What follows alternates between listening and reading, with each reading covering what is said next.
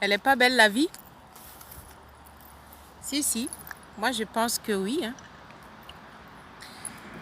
La vie est belle. Elle vaut tout ce qu'elle vaut. Mais il faut qu'on en prenne soin. Bon, bref. Hello tout le monde. Je fais la formule habituelle, hein. Bonjour tout le monde. Bonjour à tous mes abonnés.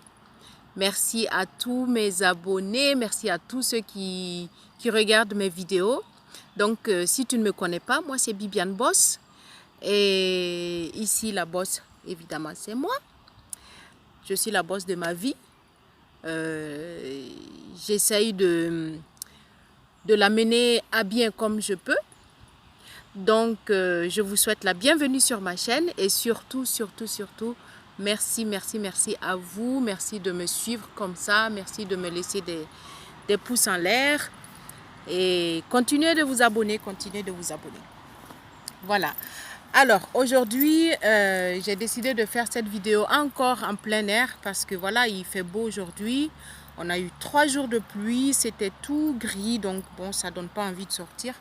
Et aujourd'hui, je suis un peu en extérieur dans le jardin, donc ça donne bien, ça donne envie de discuter un peu avec vous.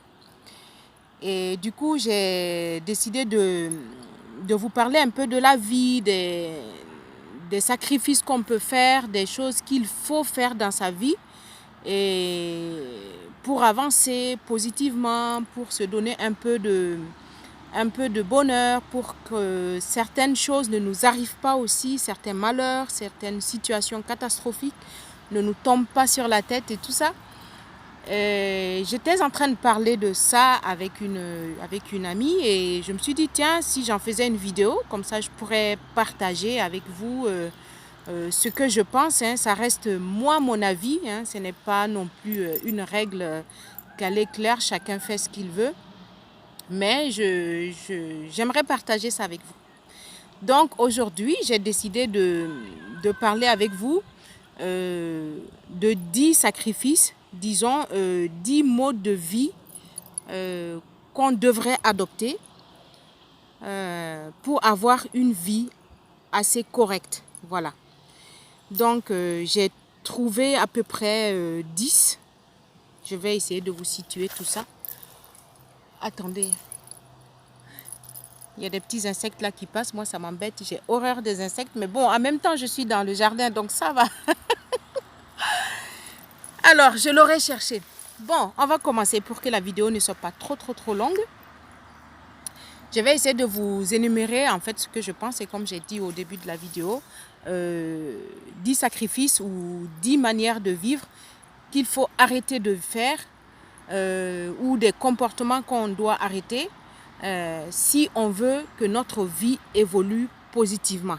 Voilà, qu'on ait de bonnes choses, de meilleurs résultats et tout ça. Donc, on commence. Alors, le 1. Déjà, ça, ce que je vais dire, ça va peut-être énerver certains, mais c'est une vérité. Il faut arrêter de courir derrière les femmes. Il faut arrêter, en bref, de toujours courir derrière les femmes. Il faut arrêter de toujours chercher le sexe. Parce que, je m'explique, quand on est toujours en train de courir derrière les femmes, on ne se concentre pas sur l'essentiel.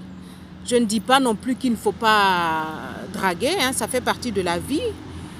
Si vous ne m'entendez pas, c'est les voitures qui passent, donc on laisse tomber. Sachez que quand on ne se concentre pas sur l'essentiel, on est toujours en train de courir derrière les femmes, derrière le sexe.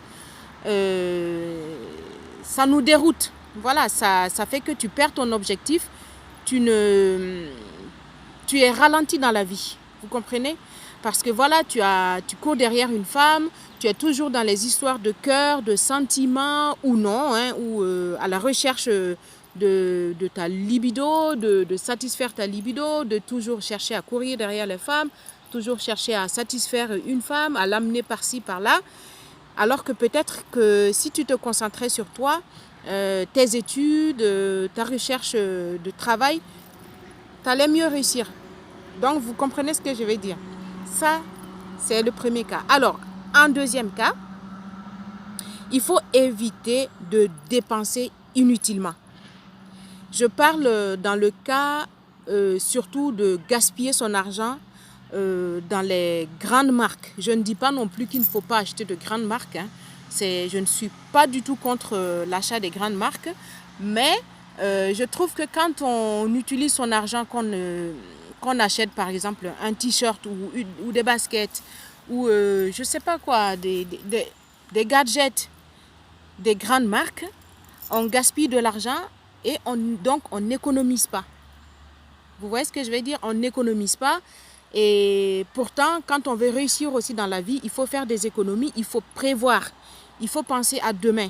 Mais quand tu es toujours en train d'utiliser cet argent-là que tu pourrais utiliser pour t'avancer, pour te faire une formation, pour suivre une formation, pour peut-être te payer des cours de conduite parce que tu ne sais pas conduire, pour avoir au moins ton permis.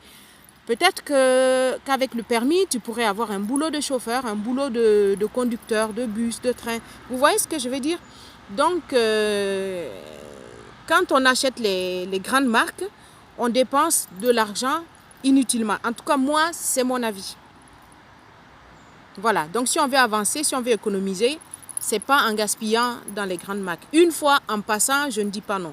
Mais quand c'est systématique, ah oui, j'ai vu telle marque de chaussures, de baskets, de jeans qui est sortie, il me faut ça, alors là, on ne va jamais avancer dans la vie. Le troisième conseil que je vous donne, c'est éviter les boîtes de nuit. Quand tu as les boîtes de nuit dans ta vie, tu n'arrives pas à avancer comme il faut aussi. Je ne dis pas qu'il ne faut pas aller, hein. Je veux toujours dire ça parce que je ne dis pas qu'il ne faut pas aller en boîte de nuit. Hein. Moi, je suis allée en boîte de nuit très souvent, pas non plus très souvent. Je ne fais pas non plus mon jugement personnel. Je suis juste en train d'expliquer que si tu veux avancer dans la vie, il faut éviter dans les boîtes de nuit. Pourquoi ? Il faut éviter d'aller dans les boîtes de nuit. Pourquoi ? Parce que quand tu y vas souvent, c'est un monde de nuit, c'est un monde vicieux, c'est un monde de perversion, c'est un monde où tu rencontres n'importe qui, n'importe quoi, c'est-à-dire donc n'importe quel caractère, n'importe quel comportement. Donc, en général, c'est beaucoup de négatif. Il n'y a rien de bon qui peut en sortir parce que tu es toujours en train de boire. Bon, l'alcool est... avec modération, hein, je vous dis, tu te retrouves à boire de l'alcool. Je sais, on ne boit pas forcément de l'alcool en boîte de nuit, mais bon, en général, oui, quand on va en boîte quand même, c'est pour un peu s'amuser, quoi, un peu faire la fête et tout. Donc, des fois, on prend un petit verre par-ci, par-là. Et c'est des risques aussi de se faire, comme beaucoup en Afrique, qui ont eu des malheurs comme ça, ou en Europe aussi, hein, je ne sais pas, il y en a qui se sont fait empoisonner par des copains. Il y en a qui se sont fait bastonner en boîte de nuit. Il y en a qui ont tellement bu qu'ils ne savent même plus où ils étaient. Il y en a qui ont tellement fait la fête qu'ils rentraient à des heures pas possibles. Et le lendemain, ils devaient aller travailler par exemple à 8 heures alors qu'ils sont rentrés à 5 heures du matin. Donc, comment faire pour se réveiller? Et même s'ils ont réussi à se réveiller grâce au réveil, Dieu merci, il y a le réveil. Grâce au réveil, ils arrivent au boulot, ils sont de mauvaise humeur ou bien ils n'arrivent pas à travailler comme il faut. Donc, vous voyez, vous vous mettez des bâtons dans les roues.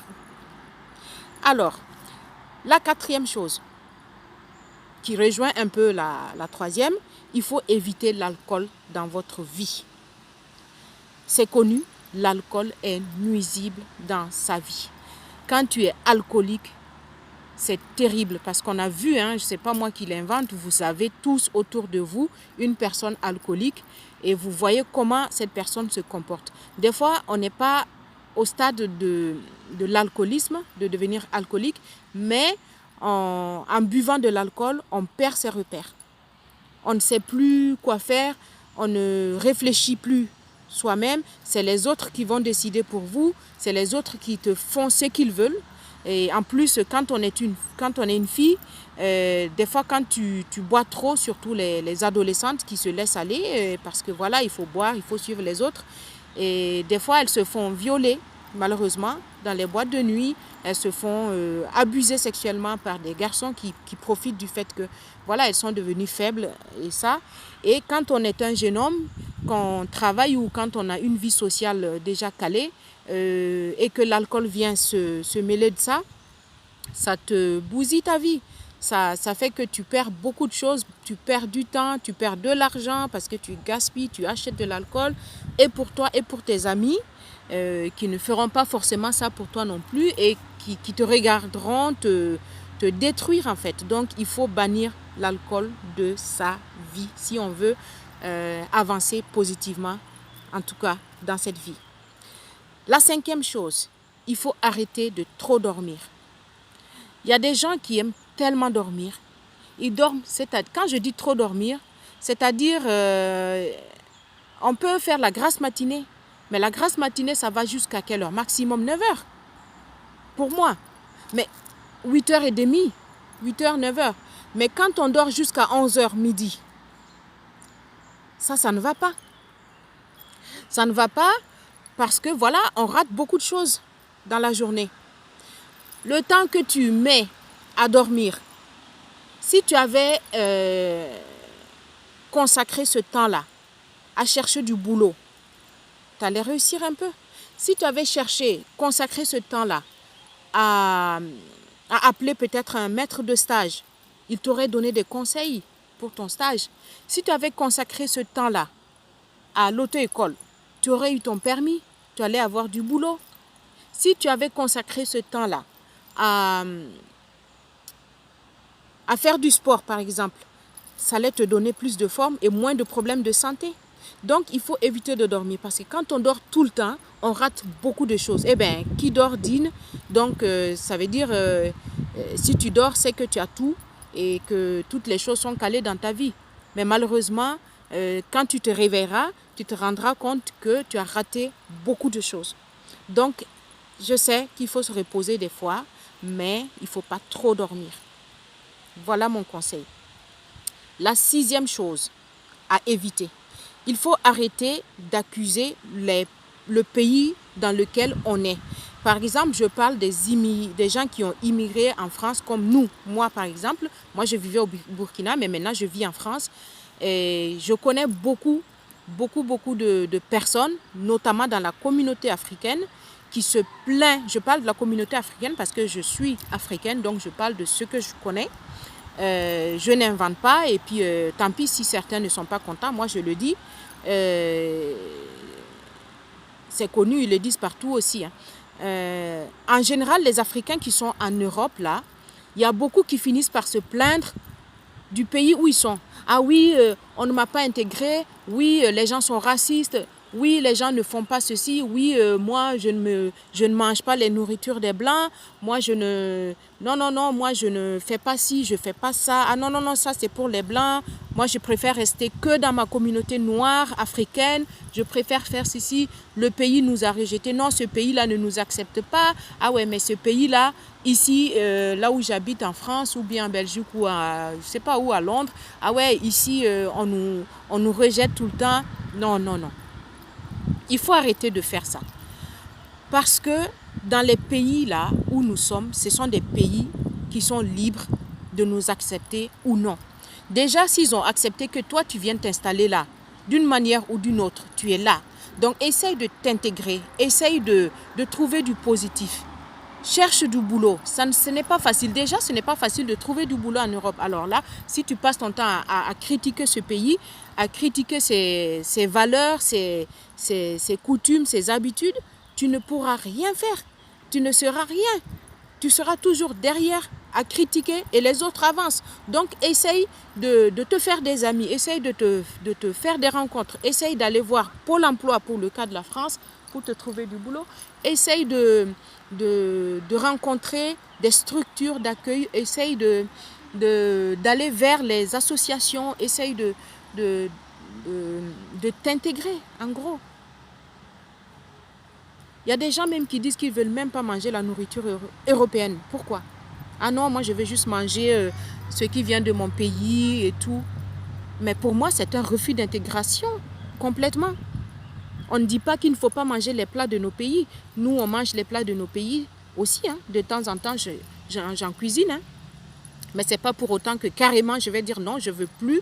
Je ne veux même pas la nourriture de France parce que voilà, moi je veux manger que du thon, du maïs et puis que je veux manger que du sakasaka ou de je ne sais pas quel plat africain qu'on a. Mais non, pourquoi se dire ça? Pourquoi? Nos plats sont tout aussi bons que les plats de l'Europe. Si tu voulais manger tes plats de ton pays uniquement que ça, fallait rester dans ton pays. Si tu es venu ici, c'est parce que tu veux aussi goûter à ce qu'ils font.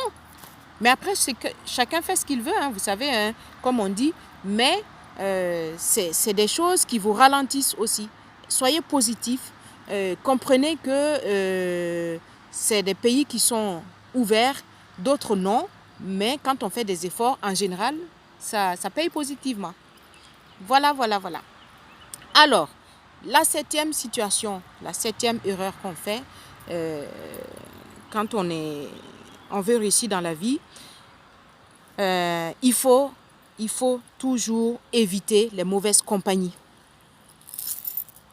Pardon, je me gratte parce qu'il y a des insectes qui me tombent dessus. Il faut éviter les mauvaises compagnies. C'est-à-dire que des fois, il y a des amis qui sont toujours en train de t'appeler pour aller faire la fête.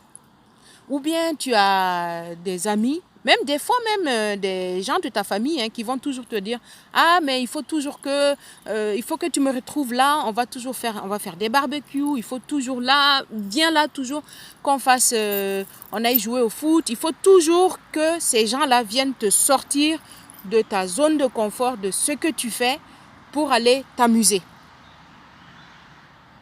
Tu as des copains qui vont toujours t'appeler pour aller draguer des filles. Ou bien pour aller manger au resto. Pour aller faire des... Juste jouer, traîner quoi. Il y a des copains qui vont jamais te dire « Viens, on va apprendre nos leçons.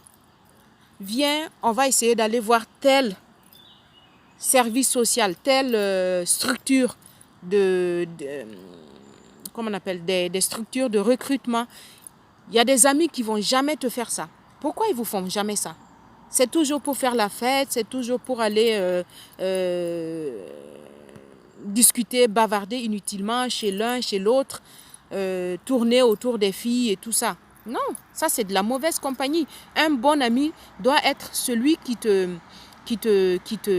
dirige positivement, qui te dit « Mon ami, tu sais, je trouve que tu dors trop, je trouve que tu ne te concentres pas trop sur ta recherche d'emploi. Ah tiens, moi j'ai entendu que voilà, on cherchait un chauffeur, un cadre, un ceci, un cela, dans telle structure, dans telle entreprise. Essaye d'aller voir et tout. » C'est ça, la bonne compagnie. Donc, éloignez-vous de ces personnes-là qui ne vous donnent rien, qui ne vous apportent rien dans votre vie, qui ne sont là que pour la fête. Il n'y a pas que la fête dans la vie. Vous savez, tout vient hein, après. On peut toujours faire la fête à tout moment. Voilà, il faut être en bonne santé, il faut être positif, il faut être carré, il faut être strict dans ta vie. Et après, tout le reste, on peut toujours s'amuser. Vous comprenez? Voilà. Bon, je le dis de façon sérieuse comme ça, mais c'est vrai, c'est vrai, c'est vrai. Alors, la 8e situation. Soyez patient. On veut toujours tout de suite et maintenant.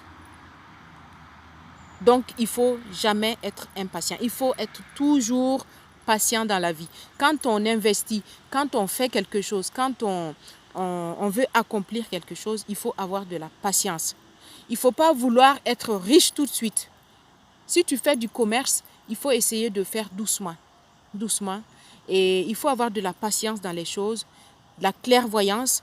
Ça te permet d'être plus clairvoyant, évidemment, et ça te permet aussi de mieux voir les contours de la situation, ce qui est bien, ce qui n'est pas bien, ce que tu as fait de correct, ce que tu dois éviter, ce que tu ne dois plus faire.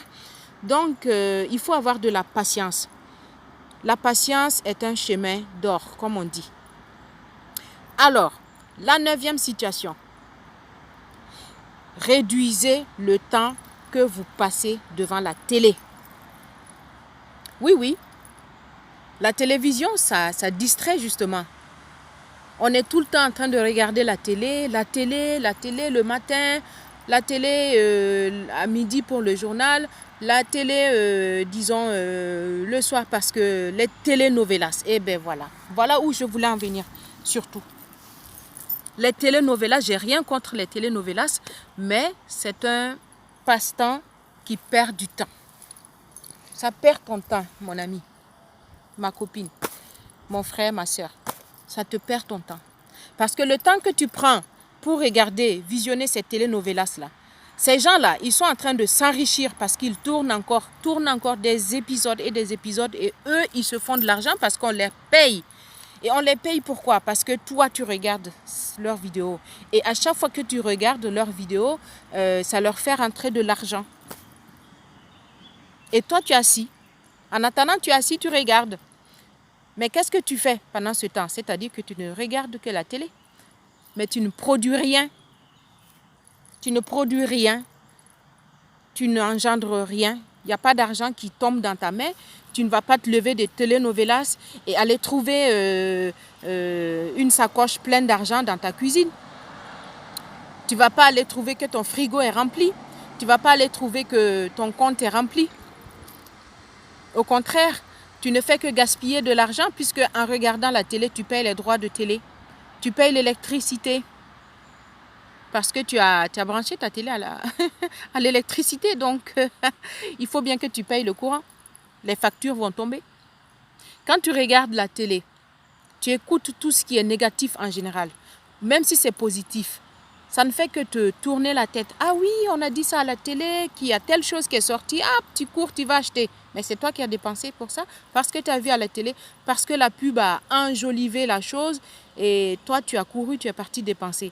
Mais tu as dépensé, tu as enrichi quelqu'un d'autre. Quand tu regardes la télé, tu n'étudies pas. Tu ne bosses pas. Tu ne travailles pas.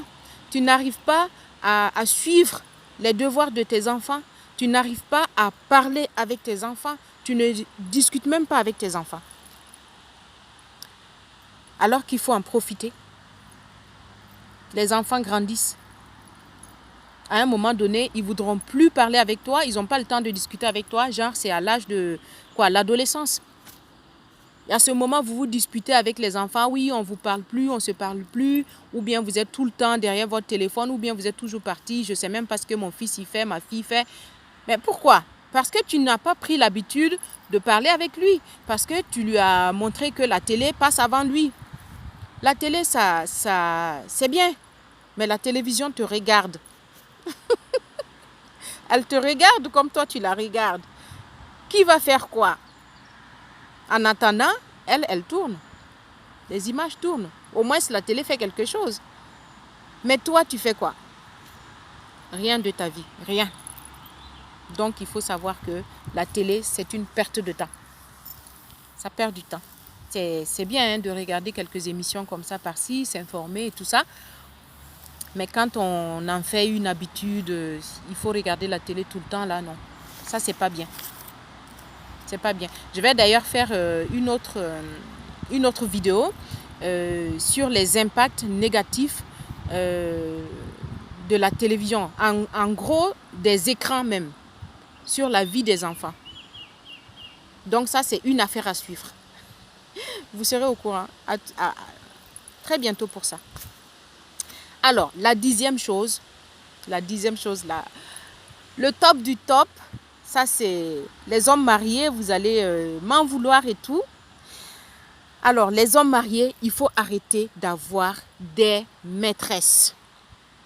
Quand tu es un homme marié, que tu as des maîtresses, une maîtresse déjà, alors là, il y en a qui en ont plusieurs. Quand tu es un homme marié, que tu as une maîtresse, ça c'est la catastrophe dans ta famille. Même si ta femme n'est pas au courant, toi tu sors, là où c'est négatif pour ta vie et pour la vie de ta famille, c'est que tu perds de l'argent. Tu perds de l'argent qui devait servir à l'éducation de tes enfants, à payer les écoles de tes enfants, à payer les études plus tard.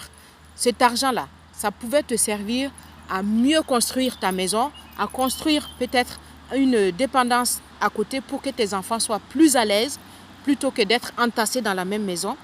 cet argent que tu gaspilles sur ta maîtresse là, parce que la maîtresse, croyez-moi, moi je ne vous incrimine pas, hein, mais elles aussi, elles prennent ce qu'elles veulent prendre. Mais toi, l'homme marié, tu vas diviser ton budget familial en deux. Peut-être même que c'est la maîtresse qui prend les 2/3 de ce que tu devais utiliser pour ta famille. Avec cette maîtresse-là, tu vas lui acheter ces mèches-là. Ça coûte combien déjà? Hein? On se connaît? Ça coûte combien? Hein?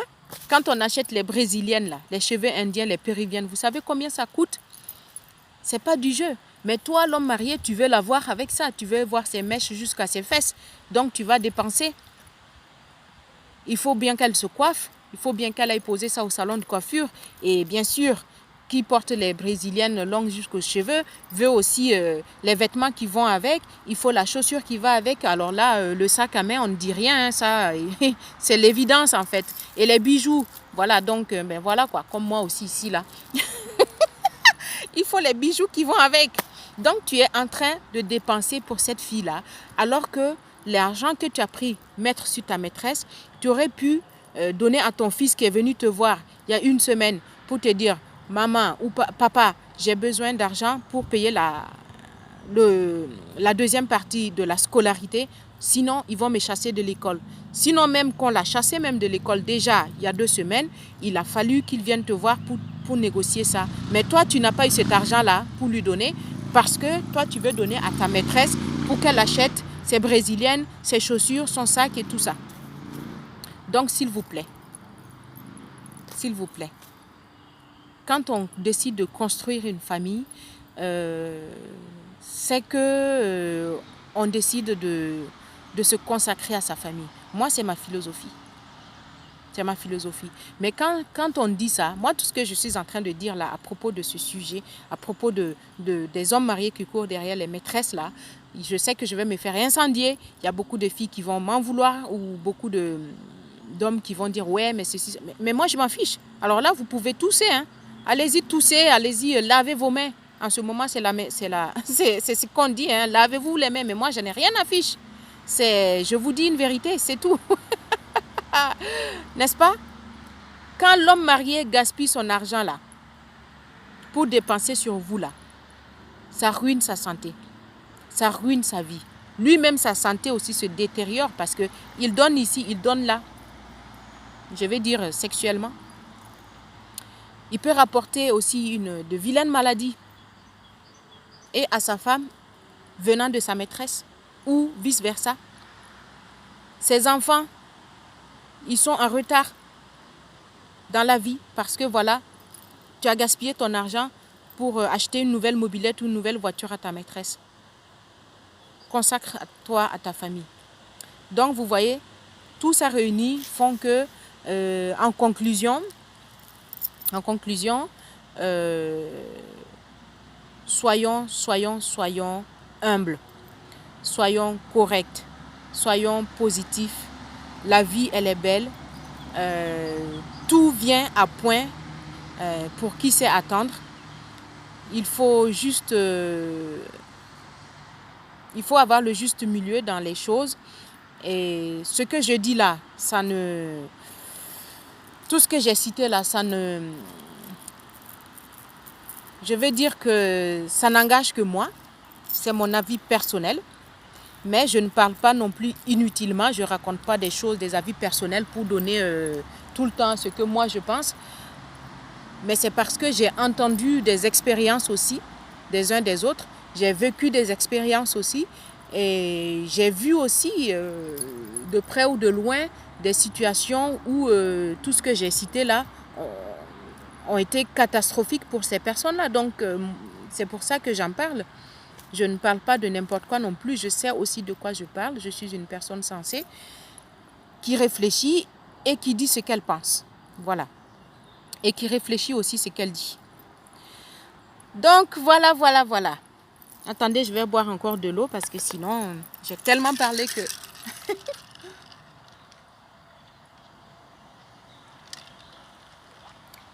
À votre santé. Moi, je suis ici. Moi, en tout cas, je vous ai dit ce que je pense. Après, chacun fait ce qu'il veut. Mais j'espère beaucoup de positif dans vos vies.